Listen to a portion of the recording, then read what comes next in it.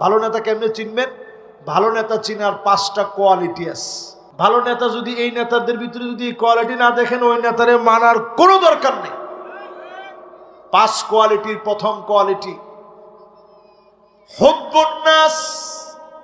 যেই নেতা মানুষের ভালোবাসা পাবে, জনগণ যাকে গোপনে গোপনে ভালোবাসবে, দোয়া করবে, নেতার জন্য জীবন দেওয়ার জন্য প্রস্তুত হয়ে যাবে, এমন নেতা নিঃসন্দেহে ভালো নেতা। আরে 298 বছরের মধ্যে একজন নারী নেত্রীর এই পর্যন্ত ফাঁসির রায় কার্যকরী হয় নাই প্রধানমন্ত্রীর খাতা থেকে। আমাদের দেশে একজনের রায় কার্যকর হয়েছে, একটা লোক জীবন দেওয়ার জন্য আসেনি। আরে কথা কয় না ঠিক? তাহলে হ্যাঁ হ্যাঁ, ও সব মামুর বাড়ি গিয়েছে আর কি। হ্যাঁ ঠিক আছে, অসুবিধা নেই, যেখানে যাওয়া যাক। এবার আপনারা একটু মিলে বলেন তো দেখি, হুব্বুন নাস, মানুষের ভালোবাসা পেয়েছে আমাদের প্রিয় আল্লামা, রায় দেওয়ার পরে 200 জনের উপরে শহীদ হয়ে গেছে, ঠিক কি?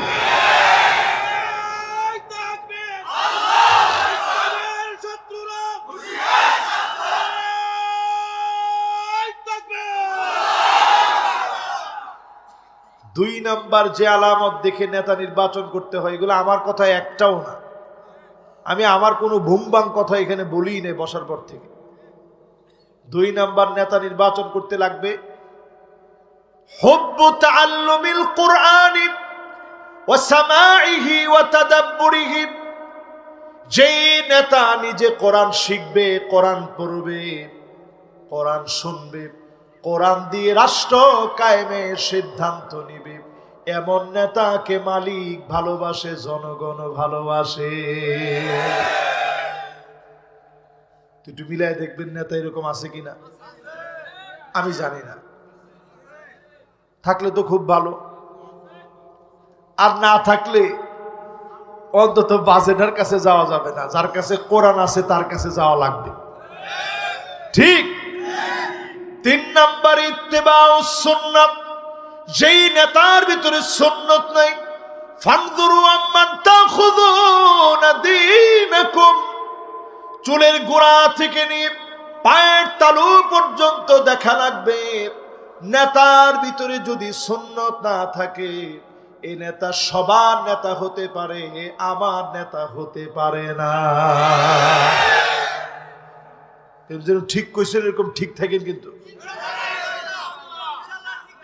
মাশাআল্লাহ, লিল্লাহে তাকবীর।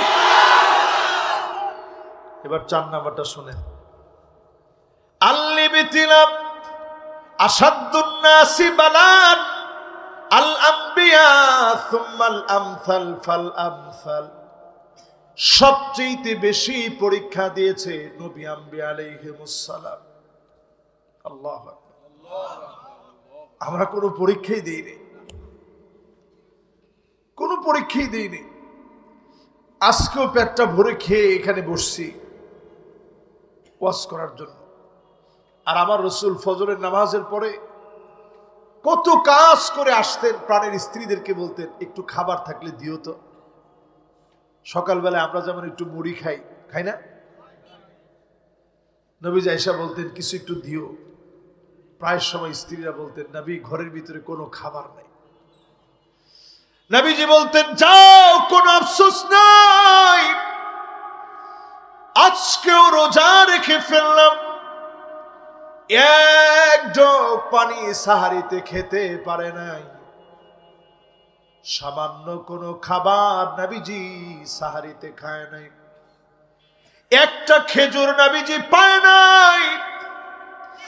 তারপরেও প্যারা হাবিব আমার রোজা রেখে ফেলতেন, সবর করতেন।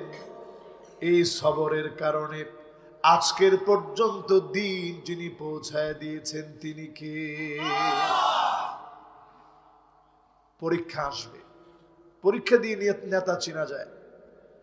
বাংলাদেশে আমরা দেখেছি আমাদের প্রিয় আল্লামাকে অনেকে পরামর্শ দিয়েছিল যে হুজুর আপনি দেশের বাইরে চলে যান। প্রিয় আল্লামা বলছে, না, আমি আমার দেশে থাকতে চাই। আমি তো চুরি ডাকাতি করি না, মানুষকে আমি দিনের কথা শুনিয়েছি, ঠিক কিনা কর? এই জাতির নেতা যারা ছিল একজনও দেশ ছেড়ে পালায় যায় নাই। পরীক্ষা আসছে, ওনারা জেলখানায় গেছেন, ফাঁসির মঞ্চে হাসতে হাসতে গেছেন, কালেমার বিজয়ের স্বপ্ন দেখে ফাঁসির মঞ্চে গেছে, একজনও বাতিলের কাছে মাথা নত করে নাই। আর দেখেন তারা কিন্তু একজন আগে স্লোগান দেন, আমরা পালাবো না, এ কথা বলে নাই, কিন্তু একটা লোকও পালায় নাই। কিন্তু যারা পালাবো না বলে স্লোগান দিয়েছে, একটা লোকের চিহ্ন এখন বাংলাদেশে নাই। এই নেতা আর কি। এই জন্য নেতা চিনবেন পরীক্ষার মধ্য দিয়ে। যারা উত্তীর্ণ হবে তারা আপনার নেতা হবে। পরীক্ষা দেখলে যারা পলায় যাবে তারা সব হতে পারে, পরীক্ষিত মুমিনদের নেতা তারা হতে পারে না। কথা কি একটু বেশি কঠিন হয়ে গেল নাকি? 5 নম্বরে আপনি নেতা চিনবেন কেমনে? আইওয়াফিকাহু বিআমালিন সালিহিন ক্বাবলা মাউতিহি। আমার নেতা তারা হবে ইন্তেকালের আগে হাসি মুখে যারা হাসতে হাসতে আমল করতে করতে চলে যাবে, যাদের চেহারার ভিতরে হাসি ফুটে থাকবে, যারা আমল করতে করতে মারা যাবে, দিন প্রচারের কাজে বের হয়ে শহীদ হবে, শাহাদাতের নিয়ত যাদের হৃদয়ে থাকবে, বিছানায় শুয়েও যদি মারা যায়, বাল্লাগাহুল্লাহু মানাজিলাশ শুহাদা ওয়া ইন মাতা আলা ফিরাশিহি। বিছানায় শুয়েও যদি মারা যায়, তাদেরকে যিনি শহীদি মওত দিয়ে দিবেন তিনি কে? এজন্য সবাই আজকে নিয়ত করবেন, আল্লাহ শহীদের মওত চাই। আরে কয় না, আমাদের যে টুডা ফাটা আমল, এই আমল দিয়ে আল্লাহর কাছে নাজাত কেমনে পাবো? কর, অনেক কঠিন। আল্লাহর কাছে এই জন্য এই মাহফিল থেকে নিয়ত করবেন, আল্লাহ শাহাদাতের মওত চাই। খালিদ বিন ওয়ালিদ আমরা কে না চিনি? ইন্তেকালের দিন উনার শরীরের ভিতরে চিহ্নগুলা দেখতেছিল আর ছটফট ছটফট করতেছিল। স্ত্রীকে বলতেছিল, প্রাণের স্ত্রী, এতগুলো যুদ্ধে গেলাম, মুতার প্রান্তে 9টা তরবারি ভেঙে ফেললাম, কাফেরদেরকে মারতে মারতে কতবার আল্লাহর কাছে বলেছি, আল্লাহ তুমি শাহাদাতের মওত দিও। আমি কেন আজকে বিছানায় শুয়ে আছি, মৃত্যু যন্ত্রণায় ছটফট করতেছি। স্ত্রী বলতেছে, প্রাণের স্বামী, আপনার উপাধি হলো সাইফুল্লাহিল মাসলুল,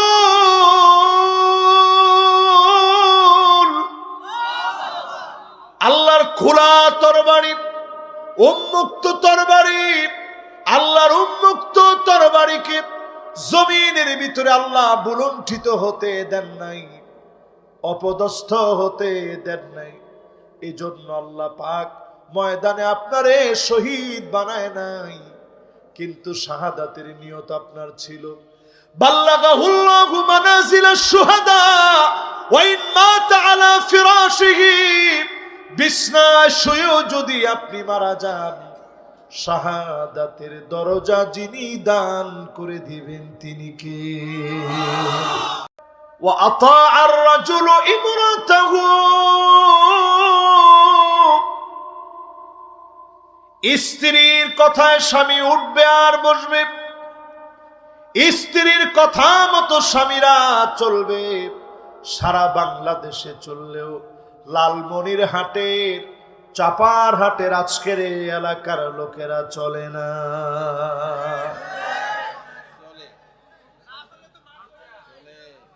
না না না, কি মনে হয় পিছন থেকে একজন 10 বার কইছে চলে হুজুর। তাহলে এবার একটু আপনারা বলেন তো দেখি, এই আলামত এখন এখানে আছে না নাই? 30 বছর আপনি একটু পিছনে যান, আপনার বাপের চোখের দিকে তাকায় আপনার মা তেমন কথাই বলতে পারে না, মাথা নিচের দিকে দিয়ে কথা বলতো। ঠিক তো কিছু জোয়ান না, ঠিক এটা করবেন মুরব্বীরা, ঠিক নেই? তাহলে একটু মিলায় দেখেন। এবার যুবকরা তোমরা একটু সবাই মিলে একসাথে ঠিকঠাক কো, আসলে কি ঠিক? স্ত্রী যদি কয় বল, ঠিক আছে। হ্যাঁ, স্ত্রীর কথা শুনবেন না তা আমি কিন্তু বলতেছি না। মা বোনদের জন্য এখানে স্প্যান্ডেল আছে না?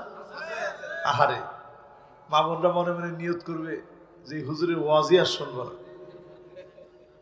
আচ্ছা, এখন আপনারা বলেন তো দেখি, এটা রাসূল হাদিসের মধ্যে বলছে মা বোনদের কাছ থেকে পরামর্শ নিবেন, পরামর্শ গ্রহণ করবেন, কোনো অসুবিধা নাই। কিন্তু বেঠিক কোনো কিছু বললে, রাতের বেলায় যদি আপনার স্ত্রী বলে যে বল এখন দিন, আপনি বলবেন হ্যাঁ তুমি কইছো এই জন্য দিন। এখানে নবীজি বুঝাইছে আনুগত্য এমন করবে, রাতকে দিন বললেও বলবে ঠিক আছে। ঠিক নেই কি? ঠিক। এরপরে আমার ভাইয়েরা ৬ষ্ঠ নাম্বার চলেন, আকাম্মাহু, মাকে কষ্ট দিবে। মায়ের বুক চেড়া সন্তান, মায়ের এত কষ্টের সন্তান, যেই সন্তানকে নিয়ে সন্তান কয়বার পেটের ভিতরে নড়াচড়া করে, মা গুনে গুনে রাখে, সেই সন্তান প্রতিনিয়ত মাকে ধমক দিয়ে কথা বলে। এখন তো ঠিক কয় না, আর একটু জোরে কর। তাহলে এইটাও এখন সমাজের ভিতরে আসছে। ভূমিকম্প কেন আসতেছে বুঝেন না? এখন ফ্যাশন হয়ে গেছে তুমি তুমি বলা। আমাদের সন্তানরাই তুমি তুমি বলে। আগে আমাদের মা যদি হাতের মধ্যে লাঠি নিত, আল্লাহু আকবার, কোন দিক দিয়ে দৌড়াবো সেই চিন্তা করতাম। আর এখনকার বাচ্চারা হাতের মধ্যে লাঠি নিলে কিসে মারো মারো, তুমি তো পারবেই এটা। হায়রে সন্তান কই গেছে। বেশি দিন না, ৩০-৪০ বছর আগে মা বাপ যেই খাটের ভিতরে ঘুমাইতো, এই খাটের ভিতরে সন্তান গিয়ে বসতো না, আদব দেখায়া নিচে বসতো। মা বাপ বলতো না বসো বাজার বসো। কিন্তু এখন সে আদব তো গেছে, চোখে চোখে তাকায়া মা বাবার সঙ্গে সন্তান কথা বলে, ঠিক কিনা বলে? এরপরে প্রিয় ভাইয়েরা আমার, ৭ নম্বরে নবীজি বলেন আদনা সাদিকাহু, বন্ধুরে বড় আপন মনে করবে। একা একা যায় না, বন্ধুর সঙ্গে যায়। রাত ২টা-২.৩০টার সময় পিছন দিক থেকে দরজা আটকায় দিন, একসঙ্গে বন্ধুর সঙ্গে বসে ফ্রি ফায়ার আর পাবজি খেলে যুবকেরা, ঠিক কিনা কর? এখন যুবকরা আমার উপরে বেজার হইছে। বেজার হওয়া বাজার, তাও এই কথা আমার বলতেই হবে। দেখেন, যুবকরা যখন উঠবে তখন একসাথে ২-৩ জন একত্রে উঠবে, যখন দেখবেন বসবে তখন একত্রে ২-৩ জন বসবে। তার মানে হচ্ছে আমরা সব এক। যুবকেরা এখন এক হওয়া ছাড়া চলে না। কিশোর গ্যাং ছড়ায় যাচ্ছে রন্ধ্রে রন্ধ্রে। দিনের বেলায় টই টই করে ঘুরে, রাত্রে বেলায় ডাকাতি ডাকাতি আর ছিনতাই পর্যন্ত তারা করে, ঠিক কিনা কর? বাপকে মাকে সেই সম্মান এখন আর খুঁজে না। আমাদের সময় আমরা যখন ঘর থেকে বের হইতাম, আমার আব্বা একজন বড় আলেম, আমার আম্মা আমার হাত ধরে বলতেন বাজান এমন কিছু কইরো না, মানুষ বলবে হুজুরে তো চিনি, হুজুর বড় আলেম। ছেলেটা হুজুরের মতো হয় নাই, হইছে তার মায়ের মতো। আমি মা অনেক কষ্ট করে তুমি করে বড় বানাইস, মায়ের এরকম গালি মানুষে দেয়, এরকম কাজ তুমি করো না। ও যুবকেরা, তোমাদের হাতে ধরে বলি, মায়ের সম্মান করো। এমন কিছু তুমি করো না তোমার মা অপমান বোধ করে, বাপ অপমান বোধ করে, তুমি এমন ভাবে মা আর বাবার সন্তান, মা বাপ তোমারে বড় কষ্ট করে লালন পালন করেছে। বাপের কষ্টগুলা তুমি দেখো নাই, জুতা ছিঁড়ে গেছে বাপ কিনে নাই, ঘাম জড়ি ইনকাম করেছে, বড় বুঝাটা হাতে নিয়ে আসছে, তোমার হাতের ভিতরে দেয় নাই, তোমার কষ্ট হবে, যন্ত্রণা হবে। নিজে নিজে কষ্ট করে বাপ এনেছে, সেই বাপের কষ্ট দিও না, সম্মান নষ্ট করো না। অনেক মা বাপ সন্তান যখন একের পর এক অপরাধ করে আল্লাহর কাছে তখন কেঁদে কেঁদে বলে, আল্লাহ, এমন সন্তান তো তুমি না দিলেও পারতা। ও যুবকেরা, এমন সন্তান হও, কুররাতা আয়ুনি ওয়াজআলনা লিল মুত্তাকিনা ইমামা। চক্ষু শীতলকারী সন্তান হবা, পিতামাতা সুনামের কারণ হবা, মুত্তাকিদের নেতা। আল্লাহ রাব্বুল আলামিন ইরশাদ করেন, ওয়াত্তাকু ফিতনাতান লা তুসিবান্নাল্লাযীনা যালামু মিনকুম খাসসা ওয়া'লামু আন্নাল্লাহা শাদীদুল ইকাব।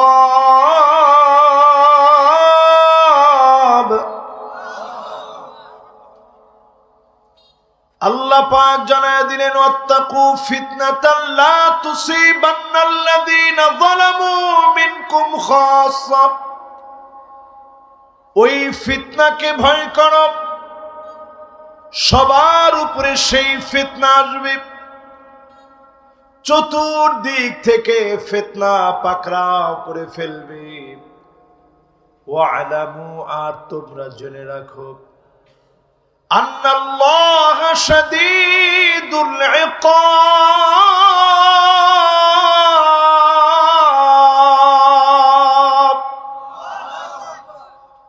শাস্তি দেওয়ার ক্ষেত্রে আল্লাহ পাক কঠিন ভাবে পাকড়াও করবে। যখন মালিক ধরবেন, ধরার মতো করে ধরবেন, ফাঁক ফুকর খুঁজে পাওয়া যাবে না।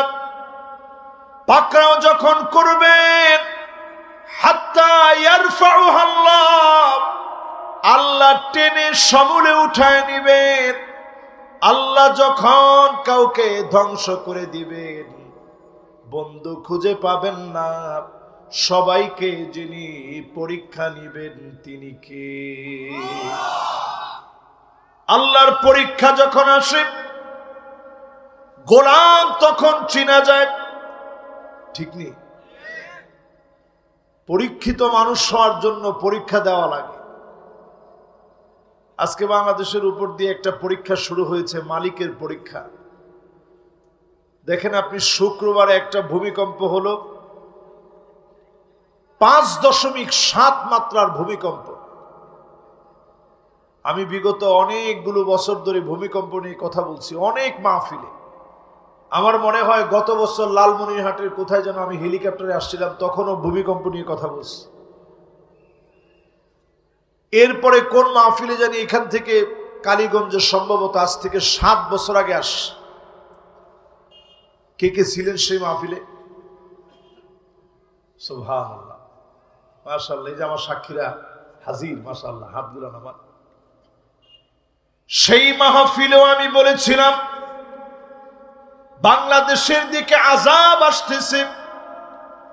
এই আযাব এমনি আসে নাই, অনেক রক্ত এই জমিনে ঝরেছে। এই রক্তের পরেও যদি জমিন আবাদ না করেন, মানি বাররাত কদামাহু ফি সাবিলিল্লাহ, এই জমিনে দিন কায়েমের জন্য যদি সময় না দেন, অচিরে আল্লাহ পাক বড় আযাব দিবেন, সবাইকে পাকড়াও করবে, দাও দাও করে চতুর্দিক থেকে বিপদ আসবে। এই বিপদ মোকাবেলা করার মতো কোনো ক্ষমতা কোন সরকারের নাই, বর্তমান ইউনূস সরকারের হাতেও নেই। এই সরকার তো দূরের কথা, আমেরিকার হাতে নেই, ইন্ডিয়ার হাতে নেই। একমাত্র যিনি আপনাকে বাঁচাতে পারেন তিনি কে?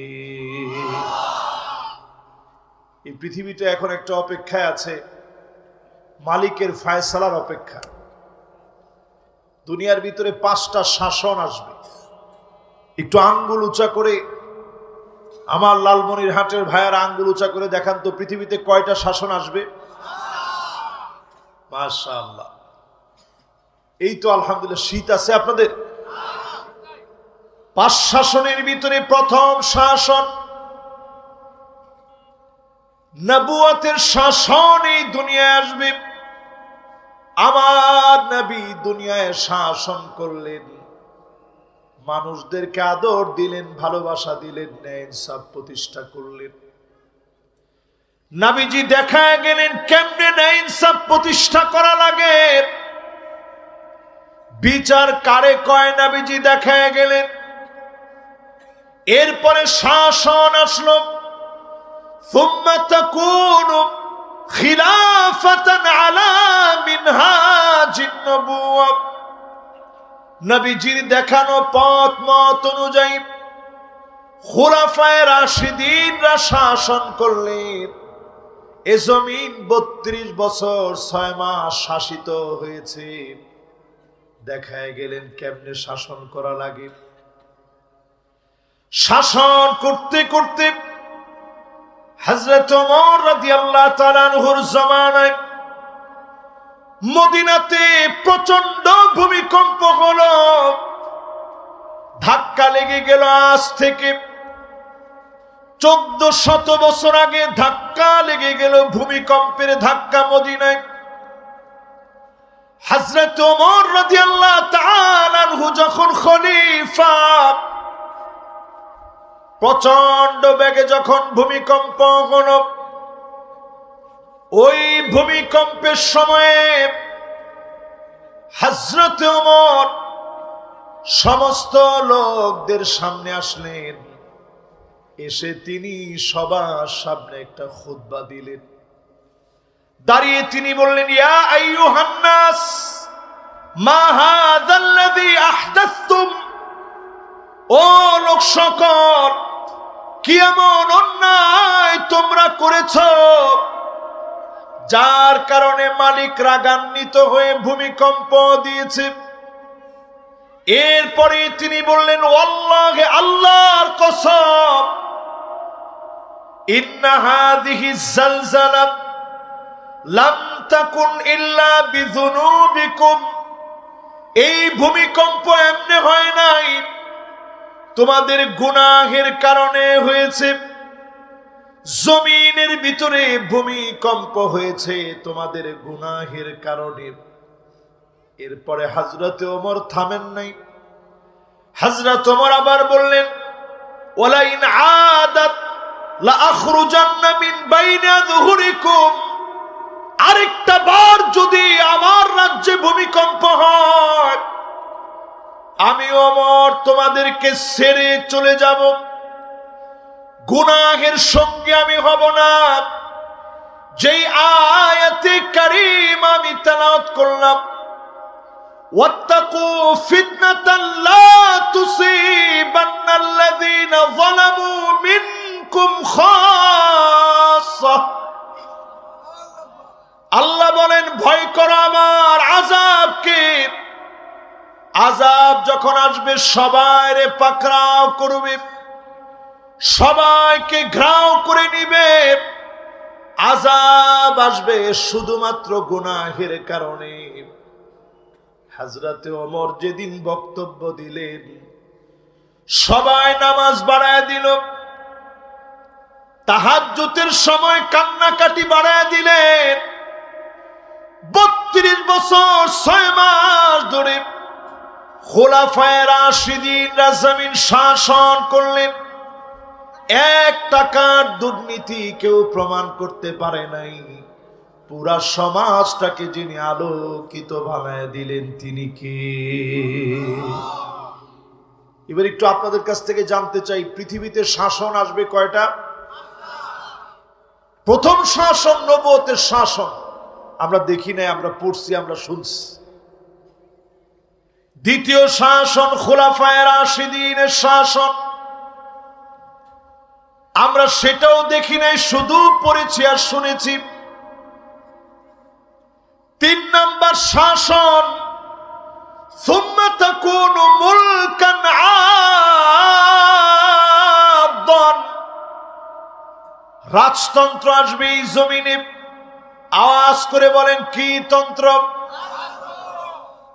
এই পৃথিবী রাজতন্ত্রের বেড়াজালে পড়ে গেছে হাজার বছর ধরে। হাজার বছর ধরে রাজতন্ত্র চলেছে পৃথিবীতে। 3 নাম্বার শাসনটা পৃথিবী থেকে একেবারে বিদায়ের দ্বার প্রান্তে, কয়েকটা দেশে খালি আছে। তাহলে 3 নাম্বারও শেষ, বাকি আর কয়টা থাকে? এবার 3টা শাসন আপনাদের কাছ থেকে একটু পড়া জিজ্ঞাসা করে শুনি। ইয়ং জেনারেশন, একজনও কিন্তু উঠে চলে যাওয়া যাবে না। মাশাআল্লাহ, আপনাদের মনোযোগ সবার আছে তো ইনশাআল্লাহ? আজকের মাহফিলটা কেন ভূমিকম্প হয় একটু শুনা যান, নাহলে আমরা যে স্বপ্ন দেখতেছি সব ভেঙে যাবে। 1 নাম্বার পৃথিবীতে শাসন কি? মাশাআল্লাহ। 2 নাম্বার কি? মাশাআল্লাহ, এই যে কত সুন্দর আপনারা বুঝতেছেন। 3 নাম্বার শাসন কি? রাজতন্ত্র, এটাও শেষ। 4 নাম্বার শাসন নবীজি বলে গেলেন সুম্মা তাকুনু মুলকান জাবরিয়া, স্বৈরা শাসকরা শাসন করবে, আলেমদের উপরে জুলুম চালাবে, নির্যাতন চালাবে। আমরা দেখেছি 16টা বছরে আলেমরা শান্তিমতে জুমার মসজিদে খুতবা দিতে পারে না, ঠিক নেই? আমরা দেখেছি আলেম ওলামা শুধু নয়, এদেশের ইসলাম পন্থীরা ঘরের ভিতরে ঘুমাতে পারে নাই। নিরপরাধ হওয়ার অপরাধে বাংলাদেশের কিংবদন্তি আলেম, যার কোনো তুলনা হয় না বললে চলে, যিনি অঙ্গনটাকে সাজায় আমাদেরকে উপহার দিয়েছেন। 13টা বছর তিনি জেলখানায় ছিলেন। প্রিয় রাহবার, প্রিয় আল্লামা দেলওয়ার হোসেন সাইদি রহমতুল্লাহ আলাইহি। কিন্তু তাকায় দেখেন, শেষ তিনি দুজনের কাঁধে ভর দিয়ে যখন গাড়ি থেকে নামতেছেন, তখনও তিনি একটা হাসি দিয়েছেন। তিনি হাসিটা দিয়ে বোঝায় দিয়েছেন, জালেমরা জুলুম করতে পারে, মাজলুমের হাসি তারা কেড়ে নিতে পারে না। এবং তিনি বোঝায় দিয়েছেন, এই হাসির অন্তরালে রয়েছে মুসলমানদের ইমানি বিজয়ের উদ্দীপ্ত এক হাসি, যে হাসি প্রমাণ করে দিয়েছে অচিরেই জালেমের মসনদ ভেঙে চুরমার হয়ে যাবে। জোরে করে আল্লাহু আকবার। নবীজি শব্দ চয়ন করে বললেন, হাত্তা ইয়ারফাউহা আল্লাহ, আল্লাহ জালেমদেরকে টেনে উঠায় নিবে। এমন ভাবে আল্লাহ টেনে উঠায় নিলেন, গরম ভাত রয়ে গেছে, জালেমরা খেয়ে যেতে পারে নাই।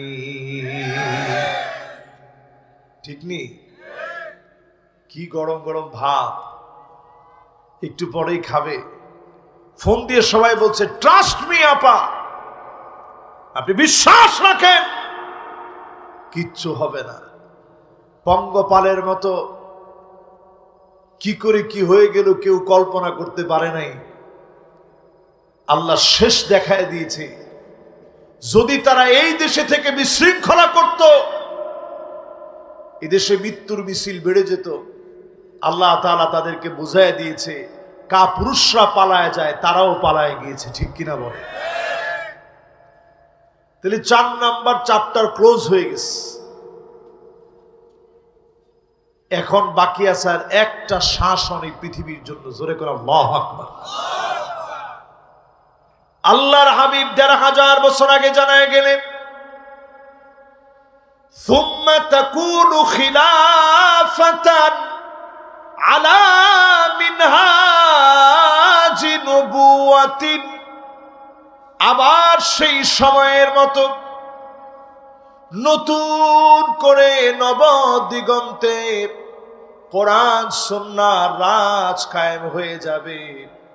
জমিনটাকে কোরআন দিয়ে যিনি সাজায় দিবেন তিনি কে? ভূমিকম্প দিয়ে মালিক বুঝায়া দিচ্ছে, এখনো সময় আছে, সজাগ হও। একদিনে বাংলাদেশে আজকে 2 বার ভূমিকম্প হয়েছে, কালকে হয়েছে একবার। কয়বার হলো? 5.7 মাত্রার ভূমিকম্পে পুরান টাউনে অনেক বিল্ডিং এর উপরে বিল্ডিং কাত হয়ে গেছে। অনেক জায়গায় বিল্ডিং এ ফাটল ধরে গেছে। জায়গায় জায়গায় বিপদ শুরু হয়ে গেছে। এখনো পর্যন্ত সংবাদ এসেছে 10 জন মারা গেছে, 400-র উপরে মানুষ আহত হয়েছে। তেমন বড় কোনো ভূমিকম্প হয় নাই। এটা 4 নাম্বার ধাক্কা। বাকি আছে 3 নাম্বার ধাক্কা, 2 নাম্বার ধাক্কা, 1 নাম্বার ধাক্কা। 9 মাত্রার ভূমিকম্প যদি বাংলাদেশে হয়, ঢাকা শহরটা বিচ্ছিন্ন হয়ে যাবে, কারেন্ট সব বন্ধ হয়ে যাবে, প্রযুক্তি সব মাথা থুবড়ে পড়বে, বাংলাদেশে দুর্ভিক্ষ লেগে যাবে। ও মুসলমান, আজকের মাহফিলে বলি, সজাগ হয়ে যান। 15টা কাজ আজকে থেকে ছেড়ে দেন। জোরে বলেন কয়টা? আর একটু জোরে বলেন কয়টা? এই 15টা আজকে আপনাদেরকে আমি শোনাইতে চাই ব্যাখ্যা সহ। কে কে এই 15টা না শুনি 50% শুনে চলে যাবেন, টান টান করে হাতগুলো উঠান। মাশাআল্লাহ, লালমনিরহাটের লোক একেবারে সহজ সরল, এটা বলার কোনো সুযোগ নেই। মাত্র হাত তুলছে 4-5 জন যে হুজুর আমরা চলে যাব। আচ্ছা ঠিক আছে, ওনাদের না হয় ছুটি। 60-70 এমনকি 80% শুনে কারা কারা যাবেন হাত উঠায় দেখা। এরকম মাশাআল্লাহ, আমার এক ভাই কষ্টে থাকার পরও মাহফিলে আসছে। উনি না বুঝেই হাত তুলছে এবং আল্লাহু আকবার বলছে। এবার আপনারা বলেন, আপনারা কি না শুনেই চলে যাবেন? তাহলে আপনারা শুনবেন কত পারছেন? এবার মনটা নরম করে দিয়ে শোনেন। আগামী পৃথিবীতে বড় ধরনের চ্যালেঞ্জ আমাদের জন্য আসতেছে। 1 নাম্বার আযাব আসবে কেন? ইদা তুখিদাল ফাইয়ুদ ওয়ালা, রাষ্ট্রীয় সম্পদ হাত বদল হবে। রাক্ষসগুলো রাষ্ট্রীয় সম্পদ বক্ষণ করে খেয়ে ফেলবে। 1500 বছর আগে নবীজি বলে গেলেন। 54 বছর ধরে বাংলাদেশে তাকায় দেখেন, যারাই ক্ষমতায় গিয়েছে লুটপাট আর দুর্নীতি করে জনগণকে ক্ষতিগ্রস্ত করেছে। ঠিক কিনা বলেন? মাশাআল্লাহ, ঠিকটা কিন্তু খুব সুন্দর হয়েছে। তাহলে এবার যারা ঠিকটা সুন্দর করে বলছেন, ভূমিকম্প আপনার মাথার উপরে আসে কেন? কারণ এই জনগণই তাদেরকে কোনো না কোনো ভাবে সাপোর্ট করে। তাহলে এক নাম্বার কারণ আমাদের চোখের সামনে আমরা 54 বছরে দেখছি। আল্লাহ বুঝাই দিয়েছে হালকা হালকা ধাক্কা দিয়ে, সোজা হও মুসলমান। এখন তো ঠিক করলেন না, এটা আমার কথা না, আমার কথায় আপনি ঠিক বেঠিক বলার কোনো দরকারই নেই। কিন্তু যেখানে কোরআন আর সুন্নাহর কথা হবে ওইখানে ঠিক আমাদেরকে বলতেই হবে। এক নাম্বার আযাব আসার কারণ, রাষ্ট্রীয় সম্পদ জনগণ পাবে না, রাষ্ট্রীয় সম্পদ বক্ষকেরা খেয়ে নিবে, হাত বদল হবে, একজনের পর একজন রাষ্ট্রীয় সম্পদ খেয়ে ফেলবে, ঠিক কিনা বলেন? মাশাআল্লাহ, ঠিকটা একেবারে শীত দূর করে দিস। তাহলে বোঝা যায় এই রাষ্ট্রের দায়িত্ব যাদের, আল্লাহর আদালতে পাই টু পাই তাদেরকে জবাব দিতে হবে। দুই নাম্বার যেই কারণে ভূমিকম্প আসে, আমার ছোট বাচ্চাদেরকে নিয়ে আমরা কল্পনা করি আমার ছেলেটার কি হবে। ভূমিকম্পের দিন তাকায় দেখেন, বাপের এত আদরের সন্তান, বাপ রেখে দৌড় মেরেছে, ভূমিকম্পের ধাক্কাটা এমন প্রকট হয়ে যায়। আমি মাহফিল করে এসে ফজরের নামাজ পড়ে সামান্য নাস্তা করে ঘুমাইছিলাম। 10:37 দিকে 5.7 মাত্রার ভূমিকম্প যখন শুরু হয়েছে, লাফ দিয়ে উঠে পড়ে বুকের ভিতরে প্রচন্ড ব্যথা অনুভব করলাম। বিশ্বাস করেন কারো কথা তখন আমার মনে হয় নাই, একমাত্র যার কথা মনে পড়েছে তিনি কে? আল্লাহ পাক কোরআনুল কারীমের ভিতরে বলেন, وَإِذَا غَشِيَهُم مَّوْجٌ كَالظُّلَلِ دَعَوُا اللَّهَ।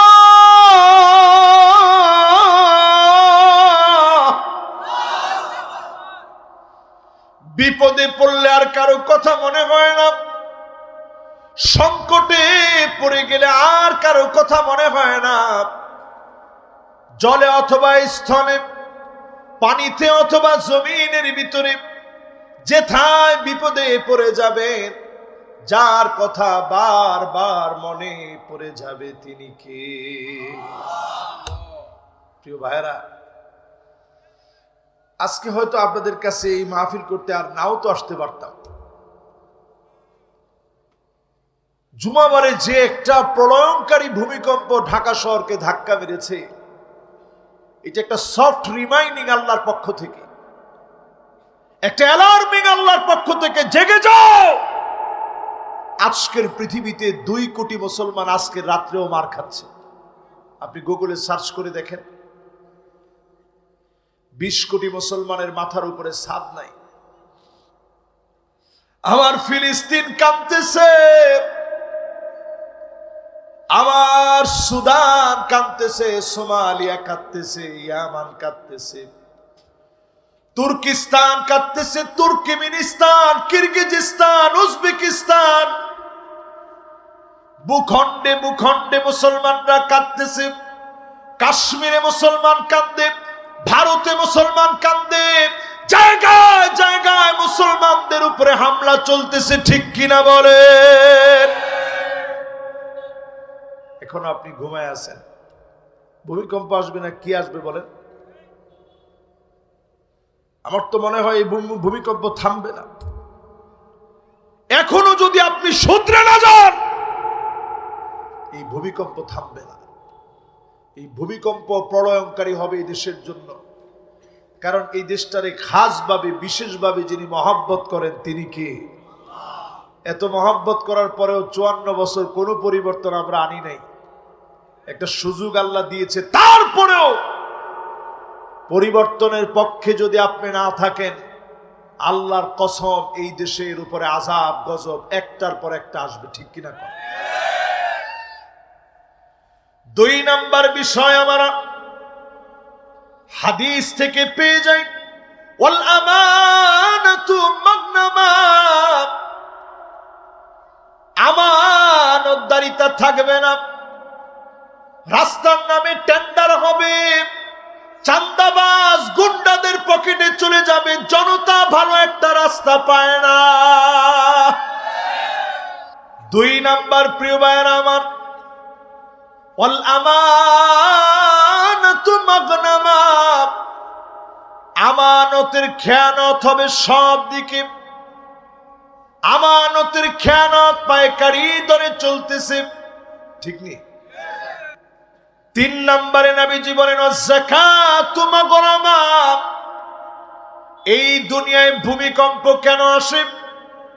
যাকাত ভিত্তিক সমাজ কায়েম না করার কারণে, যাকাত না দেওয়ার কারণে জমিনে ভূমিকম্প আসে।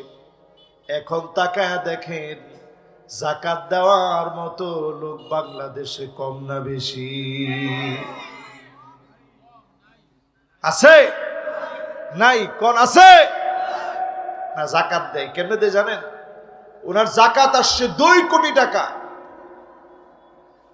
উনি 10 লক্ষ টাকা খরচ করে একটা ট্রাক বোঝাই করে শাড়ি কিনে, এরপরে তিনি মাইকে ঘোষণা দিয়েছে, সম্মানিত এলাকাবাসী, আগামীকাল অমুক দানবীর যাকাত দিবে, সকাল 10টার সময় ওনার বাড়ির গেইটে যাকাত দেওয়া হবে, আপনারা দলে দলে যোগদান করে গরিবের অধিকার আপনারা অর্জন করবেন, দানবীরের জন্য আপনারা দোয়া করবেন।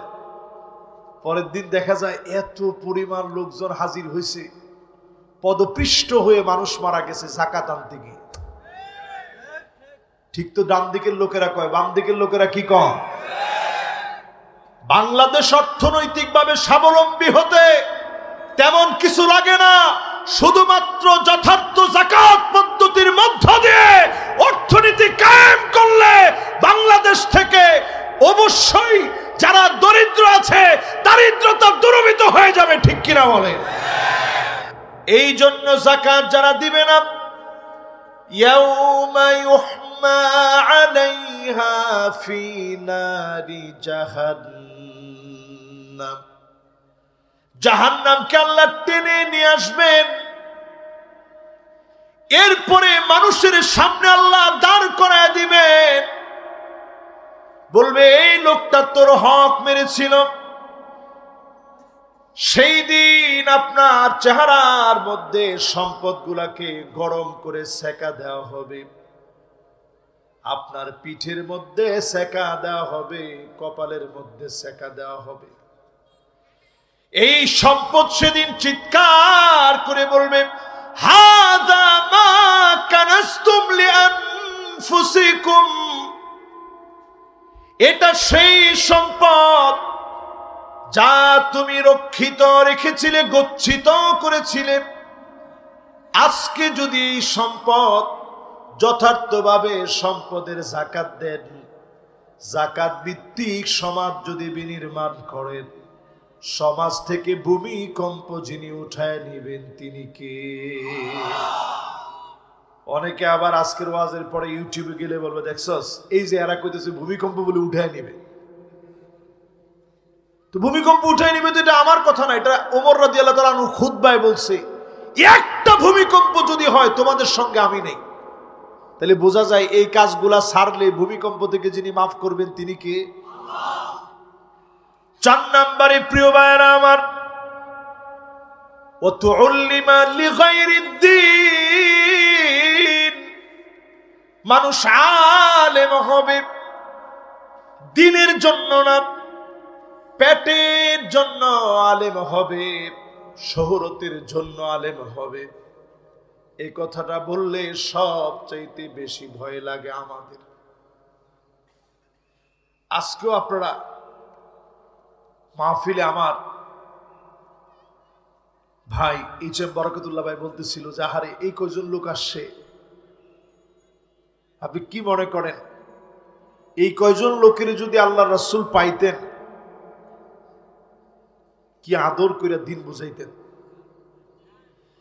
কি মহব্বত দিয়ে দিন বুঝাইতেন।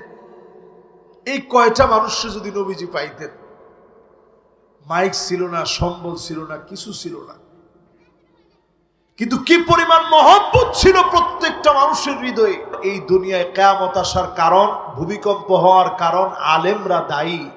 ওই আলেম যারা নিজেদেরকে আলেম বানায়, শুধুমাত্র খতিব বলবে, স্লোগান দিবে, আপনারে বড় বক্তা বলবে, এই জন্য আপনি আলেম হয়েছেন।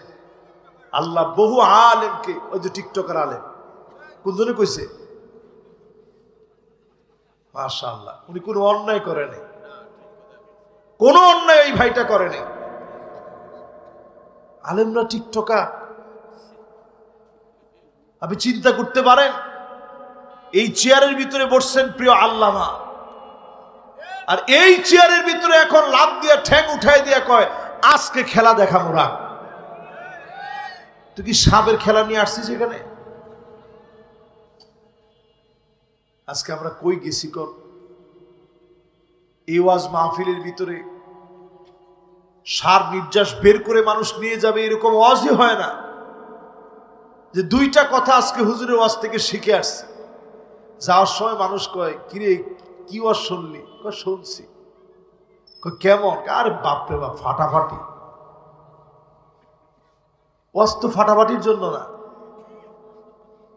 ওয়াজে আপনি আসছেন শিখার জন্য। এখানে একটা নতুন জিনিস শিখতে পারলে খায়রুন লাকা মিন আন তুসাল্লিয়া আলফু রাকাআহ, হাজার রাকাতের চাইতে বেশি সওয়াব হবে। জোরে করে আল্লাহু আকবার। আমরা এমনি ওয়াজের আয়োজন করিনি, বিশ্বাস করেন, আমরা এমনি ওয়াজ করতেও বসিনি। আমি ছাত্র জীবনে শতবার স্বপ্ন দেখছি যে আমি মানুষের সামনে ওয়াজ করতেছি। এরকম অনেক রাত্রে হয়েছে যখন আমি স্বপ্ন দেখছি আমি আমার বিল্ডিং এর ছাদে চলে গেছি, 6 তলা বিল্ডিং। ছাদে চলে গিয়া তারাগুলা দেখছি আর চাঁদের দিকেও তাকাইছি।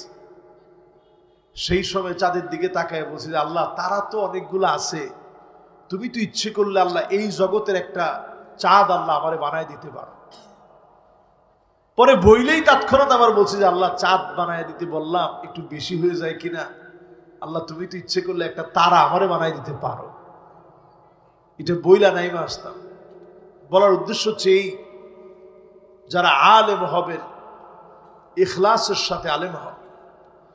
বহু আলেমকে আল্লাহ সেদিন মাথা নিচের দিকে দিয়ে দিবে, পাগুলা উপরের দিকে দিয়ে দিবে।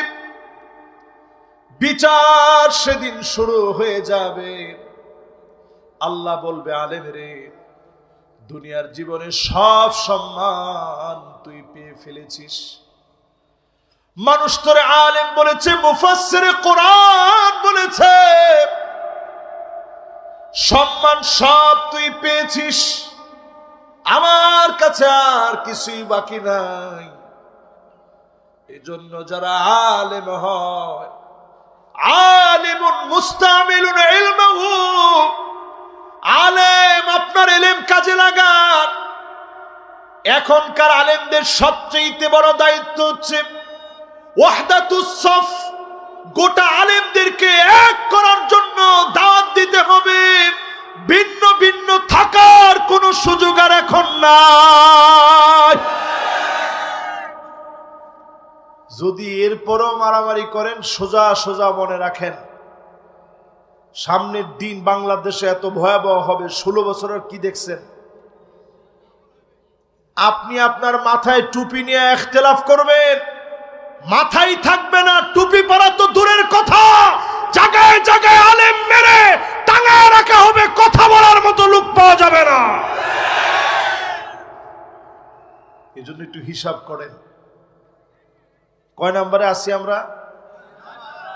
সবাই বলেন কয় নাম্বার? 4 নম্বরের পরে প্রিয় ভাইরা আমার 5 নম্বরে, ওয়া আতাআর রাজুলু ইমরাতাহু, স্ত্রীর কথায় স্বামী উঠবে আর বসবে, স্ত্রীর কথা মতো স্বামীরা চলবে। সারা বাংলাদেশে চললেও লালমনির হাটের, চাপার হাটের আজকের এই এলাকার লোকেরা চলে না।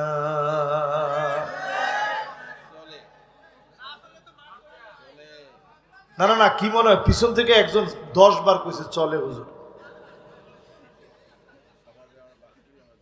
তাহলে এবার একটু আপনারা বলেন তো দেখি, এই আলামত এখন এখানে আছে না নাই? 30 বছর আপনি একটু পিছনে যান, আপনার বাপের চোখের দিকে তাকায় আপনার মা তেমন কথাই বলতে পারে না, মাথা নিচের দিকে দিয়ে কথা বলতো। ঠিক তো কিছু জোয়ানরা ঠিক এটা করবেন, মুরব্বীরা ঠিক নেই। তাহলে একটু মিলায় দেখেন। এবার যুবকরা তোমরা একটু সবাই মিলে একসাথে ঠিকঠাক কো, আসলে কি ঠিক? স্ত্রী যদি কয় বল, ঠিক আছে। হ্যাঁ, স্ত্রীর কথা শুনবেন না তা আমি কিন্তু বলতেছি না। মা বোনদের জন্য এখানে স্প্যান্ডেল আছে না?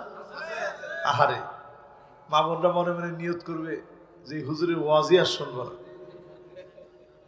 আচ্ছা, এখন আপনারা বলেন তো দেখি, এটা রাসূল হাদিসের মধ্যে বলছে, মা বোনদের কাছ থেকে পরামর্শ নিবেন, পরামর্শ গ্রহণ করবেন, কোনো অসুবিধা নাই। কিন্তু বেঠিক কোনো কিছু বললে, রাতের বেলায় যদি আপনার স্ত্রী বলে যে বল এখন দিন, আপনি বলবেন হ্যাঁ তুমি কইছো এই জন্য দিন। এখানে নবীজি বুঝাইছে আনুগত্য এমন করবে, রাতকে দিন বললেও বলবে ঠিক আছে। ঠিক নেই কি? ঠিক। এরপরে আমার ভাইয়েরা 6 নম্বর চলেন, আকাম্মাহু, মাকে কষ্ট দিবে। মায়ের বুক চেড়া সন্তান, মায়ের এত কষ্টের সন্তান,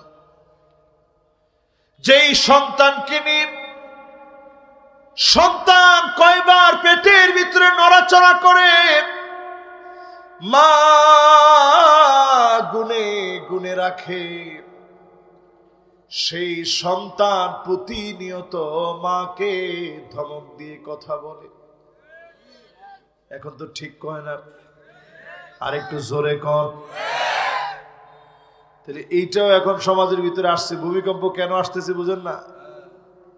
এখন ফ্যাশন হয়ে গেছে তুমি তুমি বলা। আমাদের সন্তানরাই তুমি তুমি বলে। আগে আমাদের মা যদি হাতের মধ্যে লাঠি নিত, আল্লাহু আকবার, কোন দিক দিয়ে দৌড়াবো সেই চিন্তা করতাম। আর এখনকার বাচ্চারা হাতের মধ্যে লাঠি নিলে কিসে মারো মারো, তুমি তো পারবেই এটা। হায়রে সন্তান কই গেছে। বেশি দিন না, 30-40 বছর আগে মা বাপ যেই খাটের ভিতরে ঘুমাইতো, এই খাটের ভিতরে সন্তান গিয়ে বসতো না, আদব দেখায়া নিচে বসতো। মা বাপ বলতো না বসো বাজান বসো। কিন্তু এখন সে আদব তো গেছে, চোখে চোখে তাকায়া মা বাবার সঙ্গে সন্তান কথা বলে, ঠিক কিনা বলে? এরপরে প্রিয় ভাইয়েরা আমার, 7 নম্বরে নবীজি বলেন আদনা সাদিকাহু, বন্ধুরে বড় আপন মনে করবে। একা একা যায় না, বন্ধুর সঙ্গে যায়। রাত 2-2:30টার সময় পিছন দিক থেকে দরজা আটকায় দিন, একসঙ্গে বন্ধুর সঙ্গে বসে ফ্রি ফায়ার আর পাবজি খেলে যুবকেরা, ঠিক কিনা কর? এখন যুবকরা আমার উপরে বেজার হইছে। বেজার হওয়া বাজার, তাও এই কথা আমার বলতেই হবে।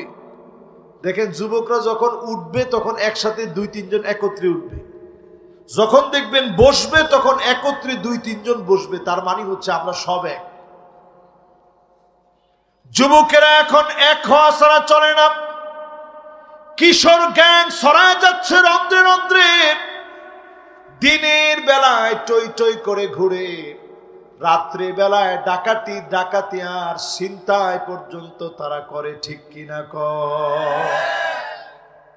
বাপকে মাকে সেই সম্মান এখন আর খুঁজে না। আমাদের সময় আমরা যখন ঘর থেকে বের হইতাম, আমার আব্বা একজন বড় আলেম, আমার আম্মা আমার হাত ধরে বলতেন বাজান এমন কিছু কইরো না, মানুষ বলবে হুজুরে তো চিনি, হুজুর বড় আলেম। ছেলেটা হুজুরের মতো হয় নাই, হইছে তার মায়ের মতো। আমি মা অনেক কষ্ট করে তুমি করে বড় বানাইস, মায়ের এরকম গালি মানুষে দেয়, এরকম কাজ তুমি করো না। ও যুবকেরা, তোমাদের হাতে ধরে বলি, মায়ের সম্মান করো। এমন কিছু তুমি করো না তোমার মা অপমান বোধ করে, বাপ অপমান বোধ করে। তুমি এমন ভাবে মা আর বাবার সন্তান, মা বাপ তোমারে বড় কষ্ট করে লালন পালন করেছে। বাপের কষ্টগুলা তুমি দেখো নাই, জুতা ছিঁড়ে গেছে বাপ কিনে নাই, ঘাম জড়ি ইনকাম করেছে, বড় বুঝাটা হাতে নিয়ে আসছে, তোমার হাতের ভিতরে দেয় নাই। তোমার কষ্ট হবে, যন্ত্রণা হবে। নিজে নিজে কষ্ট করে বাপ এনেছে, সেই বাপের কষ্ট দিও না, সম্মান নষ্ট করো না। অনেক মা বাপ সন্তান যখন একের পর এক অপরাধ করে আল্লাহর কাছে তখন কেঁদে কেঁদে বলে, আল্লাহ, এমন সন্তান তো তুমি না দিলেও পারতা। ও যুবকেরা, এমন সন্তান হও, কুররাত আয়ুনি ওয়াজআলনা লিল মুত্তাকিনা ইমামা। চক্ষু শীতলকারী সন্তান হবা, পিতামাতা সুনামের কারণ হবা, মুত্তাকিদের নেতা হবা। দুইজন বলছে। এবার 8 নাম্বারটা আপনারা শুনেন সবাই, 15টা বলবো। 8 নাম্বারে প্রিয় ভাইরা আমার, আকসাবাহু, বাপরে বড় পর বানায় ফেলবে। বাপ ডাক দিলে সন্তান আসে না, বাপের একটুখানি আদর সন্তান সহ্য করতে পারে না। বাপ কাছে গেলেই বলে, তুমি কি বুঝবা? ঠিক নেই? আরে দূর, তুমি কি বুঝো? তোমার যুগে এগুলো ছিল? আমি পড়তে হলেই এখন আমার ল্যাপটপ লাগবে, ট্যাব লাগবে, মোবাইল লাগবে, কম্পিউটার লাগবে, নাহলে জন্ম দিছিলা কেন? আমার ঠিক তো কয় না? বাপেরা কোন ঠিক? একজনে পিচ্ছি 10 বছর বয়স, ও কইছে ঠিক, যাক অসুবিধা নাই। ও বলছে ও তো আসলে দেখে যা চলে। ওর বড় ভাইরা আছে না, বড় ভাইরা যেমন করে ও তো সেটাই ঠিক বলবে, ঠিক না? তাহলে এবার একটু চিন্তা করে দেখেন, রসুল 1500 বছর আগে বলে গেছেন। কয় নাম্বার গেছে? 9 নাম্বার। শোনেন আমার ভাইরা,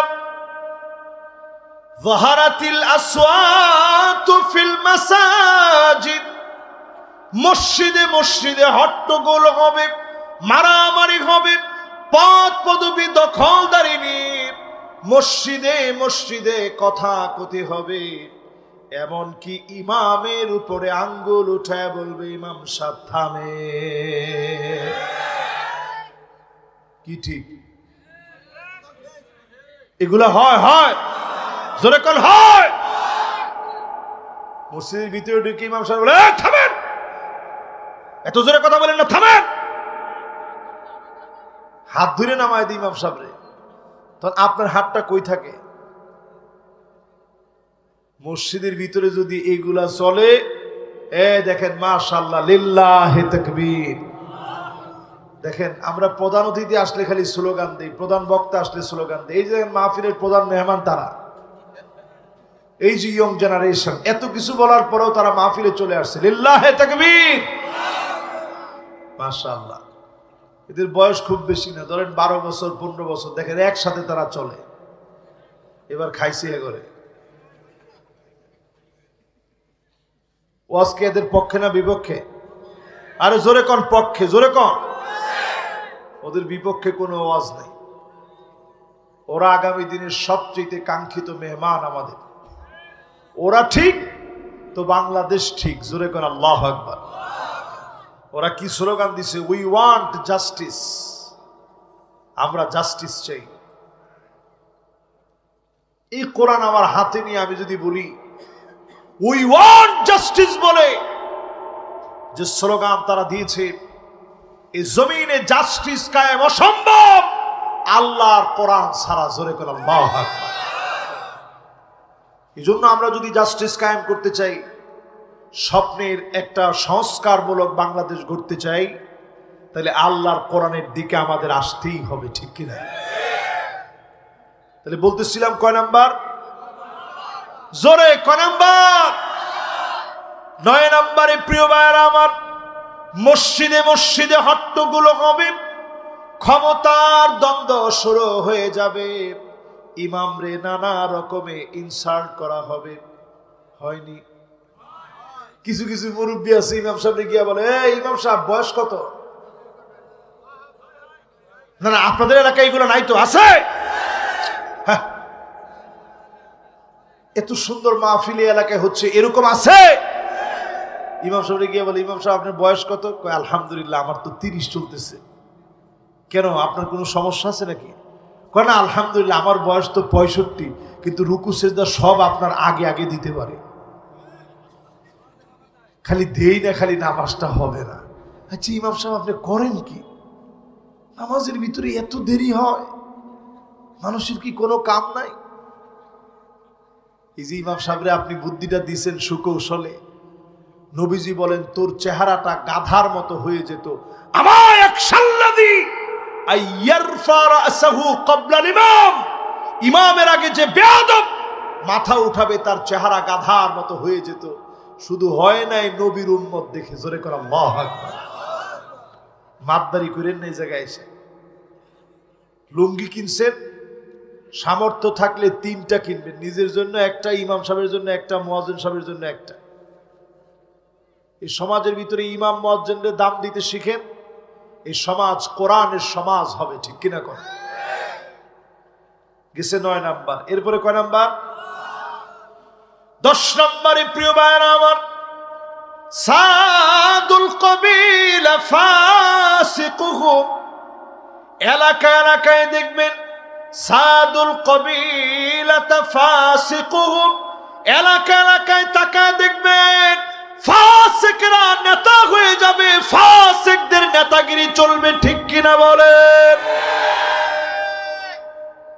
মাশাআল্লাহ, এটা মনে একটু বেশি কমন পড়ছে, এজন্য আওয়াজটা খুব জোরে হয়েছে। তাহলে নেতা কারে মানবেন? নেতা ওই লোকরে মানবেন যেই লোক নিজে কোরআন পড়ে, কোরআন মানে, কোরআন বুঝে, কোরআনের রাজ কায়েমের স্বপ্ন দেখে। আমি আরেকটু বুঝে এরপরে আবার আপনাদেরকে পরিষ্কার বুঝাচ্ছি। কয় নম্বরে জানে আছেন? 11 নম্বরটাও শুনে ফেলেন। নবী আলাইহিস সালাম বলেন, ওয়াসাদাল কওমা আরযালুহুম, বড় বড় নেতা যারা হবে, বড় বড় দুশ্চরিত্র লম্পট হবে। ঠিক তো কয় না? কথাটা কি আমার নি? এরপরে যদি আপনার মনের ভিতরে খারাপ লাগে যে কি হুজুর ওয়াজটা শুরুটা করলো কি, এটা আমি শুরু করি না। ভূমিকম্প কেন আসে এটা আজকে বোঝানোর দায়িত্ব। ভূমিকম্প এই জন্য আসে, দুশ্চরিত্র লম্পটের পিছনে আপনি স্লোগান দিলে জমিনে ভূমিকম্প আসবে, ঠিক কিনা বলে? লম্পটের পিছনে স্লোগান দিন। তাহলে স্লোগান দিবেন কার পিছনে একটু হিসাব করেন।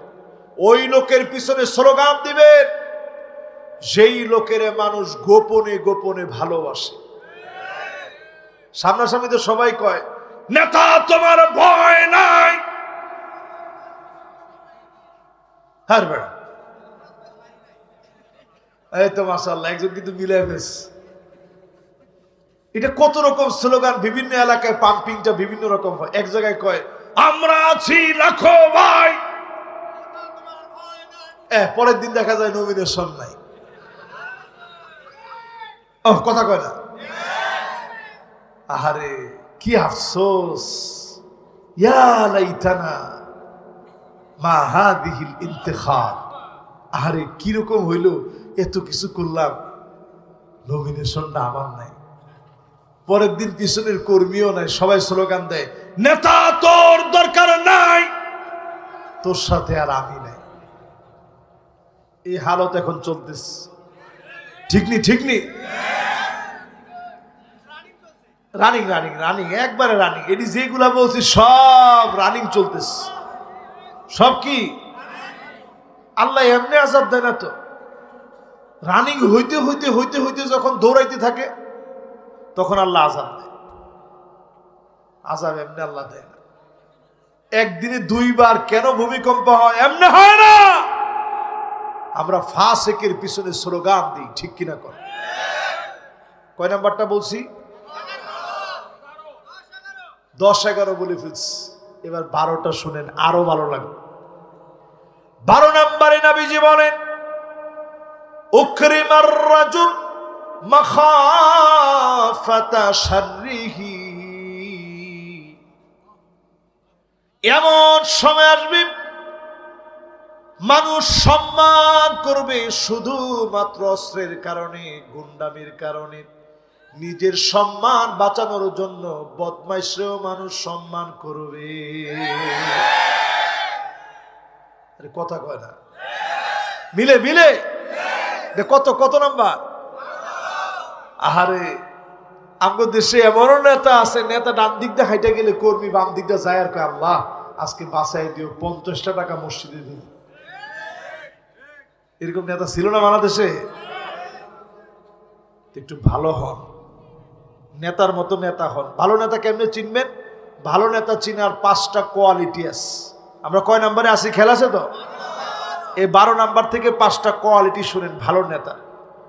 ভালো নেতা যদি এই নেতাদের ভিতরে যদি এই কোয়ালিটি না দেখেন, ওই নেতারে মানার কোনো দরকার নেই। 5 কোয়ালিটির প্রথম কোয়ালিটি, হুব্বুন নাস। যেই নেতা মানুষের ভালোবাসা পাবে, জনগণ যাকে গোপনে গোপনে ভালোবাসবে, দোয়া করবে, নেতার জন্য জীবন দেওয়ার জন্য প্রস্তুত হয়ে যাবে, এমন নেতা নিঃসন্দেহে ভালো নেতা। আরে 298 বছরের মধ্যে একজন নারী নেত্রীর এই পর্যন্ত ফাঁসির রায় কার্যকরী হয় নাই প্রধানমন্ত্রীর খাতা থেকে। আমাদের দেশে একজনের রায় কার্যকর হয়েছে, একটা লোক জীবন দেওয়ার জন্য আসেনি। আরে কথা কয় না, ঠিক? তাহলে হ্যাঁ হ্যাঁ, ও সব মামুর বাড়ি গিয়েছে আর কি। হ্যাঁ ঠিক আছে, অসুবিধা নেই, যেখানে যাওয়ার যা। এবার আপনারা একটু মিলে বলেন তো দেখি, হুব্বুন নাস, মানুষের ভালোবাসা পেয়েছে আমাদের প্রিয় আল্লামা, রায় দেওয়ার পরে 200 জনের উপরে শহীদ হয়ে গেছে, ঠিক কি?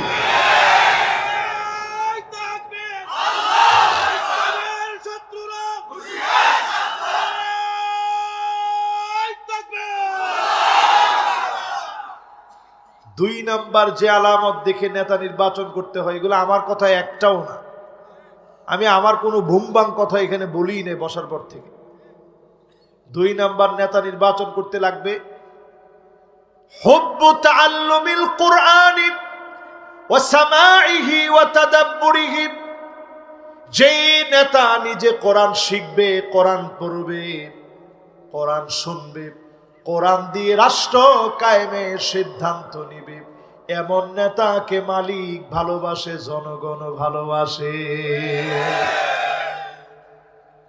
একটু মিলাই দেখবেন নেতা এরকম আছে কিনা। আমি জানি না, থাকলে তো খুব ভালো, আর না থাকলে অন্তত বাজেটার কাছে যাওয়া যাবে না। যার কাছে কোরআন আছে তার কাছে যাওয়া লাগবে, ঠিক? 3 নাম্বার ইত্তেবাউস সুন্নাত। যেই নেতার ভিতরে সুন্নত নাই, ফানজুরু আম্মান তাখুযুনা দীনাকুম। চুলের গোড়া থেকে নিয়ে পায়ের তালু পর্যন্ত দেখা লাগবে। নেতার ভিতরে যদি সুন্নত না থাকে, এই নেতা সবার নেতা হতে পারে, আমার নেতা হতে পারে না।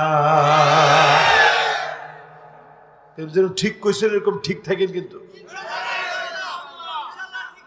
মাশাআল্লাহ, লিল্লাহে তাকবীর।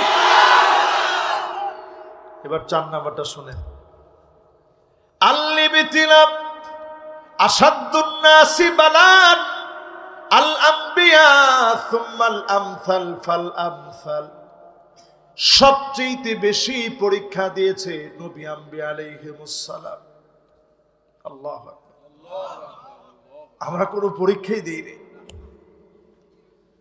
কোনো পরীক্ষাই দেইনি। আজকেও পেটটা ভরে খেয়ে এখানে বসছি ওয়াজ করার জন্য।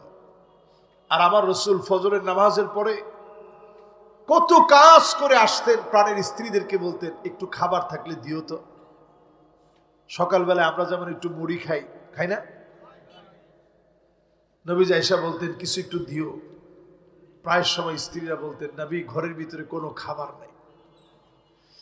নবীজি বলতেন যাও, কোনো আফসোস নাই, আজকেও রোজা রেখে ফেললাম, এক ঢোক পানি সাহারিতে খেতে পারে নাই, সামান্য কোনো খাবার নবীজি সাহারিতে খায় নাই, একটা খেজুর নবীজি পায় নাই। তারপরেও প্যারা হাবিব আমার রোজা রেখে ফেলতেন, সবর করতেন। এই সবরের কারণে আজকের পর্যন্ত দিন যিনি পৌঁছায় দিয়েছেন তিনি কে? পরীক্ষা আসবে, পরীক্ষা দিয়ে নেতা চেনা যায়। বাংলাদেশে আমরা দেখেছি আমাদের প্রিয় আল্লামাকে অনেকে পরামর্শ দিয়েছিল যে হুজুর আপনি দেশের বাইরে চলে যান। প্রিয় আল্লামা বলছে না, আমি আমার দেশে থাকতে চাই। আমি তো চুরি ডাকাতি করি না, মানুষকে আমি দিনের কথা শুনিয়েছি, ঠিক কিনা কর? এই জাতির নেতা যারা ছিল একজনও দেশ ছেড়ে পালায় যায় নাই। পরীক্ষা আসছে, ওনারা জেলখানায় গেছেন, ফাঁসির মঞ্চে হাসতে হাসতে গেছেন, কালেমার বিজয়ের স্বপ্ন দেখে ফাঁসির মঞ্চে গেছে, একজনও বাতিলের কাছে মাথা নত করে নাই। আর দেখেন তারা কিন্তু একজন আগে স্লোগান দেন আমরা পালাবো না, এই কথা বলে নাই, কিন্তু একটা লোকও পালায় নাই। কিন্তু যারা পালাবো না বলে স্লোগান দিয়েছে, একটা লোকের চিহ্ন এখন বাংলাদেশে নাই। এই নেতা, এই জন্য নেতা চিনবেন পরীক্ষার মধ্য দিয়ে। যারা উত্তীর্ণ হবে তারা আপনার নেতা হবে। পরীক্ষা দেখলে যারা পলায় যাবে তারা সব হতে পারে, পরীক্ষিত মুমিনদের নেতা তারা হতে পারে না। কথা কি একটু বেশি কঠিন হয়ে গেল নাকি? 5 নম্বরে আপনি নেতা চিনবেন কেমনে? আইওয়াফিকাহু বিআমালিন সালিহিন ক্বাবলা মাউতিহি। আমার নেতা তারা হবে ইন্তেকালের আগে হাসি মুখে, যারা হাসতে হাসতে আমল করতে করতে চলে যাবে, যাদের চেহারার ভিতরে হাসি ফুটে থাকবে, যারা আমল করতে করতে মারা যাবে, দিন প্রচারের কাজে বের হয়ে শহীদ হবে, শাহাদাতের নিয়ত যাদের হৃদয়ে থাকবে, বিছানায় শুয়েও যদি মারা যায়, বাল্লাগাহুল্লাহু মানাজিলাশ শুহাদা ওয়া ইম্মা তাআলা ফিরাশিহি, বিছানায় শুয়েও যদি মারা যায়, তাদেরকে যিনি শহীদি মওত দিয়ে দিবেন তিনি কে? এজন্য সবাই আজকে নিয়ত করবেন আল্লাহ শহীদের মওত চাই। আরে কয় না আমাদের যে টুডা ফাটা আমল, এই আমল দিয়ে আল্লাহর কাছে নাজাত কেমনে পাবো? কর অনেক কঠিন আল্লাহর কাছে। এই জন্য এই মাহফিল থেকে নিয়ত করবেন আল্লাহ শাহাদাতের মওত চাই। খালিদ বিন ওয়ালিদ রে আমরা কে না চিনি? ইন্তেকালের দিন উনার শরীরের ভিতরে চিহ্নগুলা দেখতেছিল আর ছটফট ছটফট করতেছিল। স্ত্রীকে বলতেছিল, প্রাণের স্ত্রী, এতগুলো যুদ্ধে গেলাম, মুতার প্রান্তে 9টা তরবারি ভেঙে ফেললাম, কাফেরদেরকে মারতে মারতে কতবার আল্লাহর কাছে বলেছি আল্লাহ তুমি শাহাদাতের মওত দিও। আমি কেন আজকে বিছানায় শুয়ে আছি? মৃত্যু যন্ত্রণায় ছটফট করতেছি, স্ত্রী বলতেছে, প্রাণের স্বামী, আপনার উপাধি হলো সাইফুল্লাহিল মাসলুল,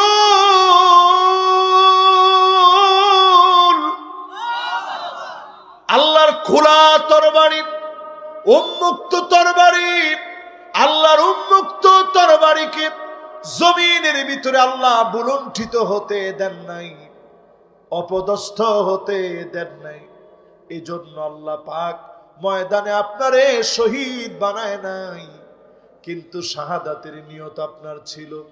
বাল্লাগাহুল্লাহু মানাজিলাশ শুহাদা ওয়া ইন মাতা আলা ফিরাশিহি, বিছনায় শুয়েও যদি আপনি মারা যান, শাহাদাতের দরজা যিনি দান করে দিবেন তিনি কে?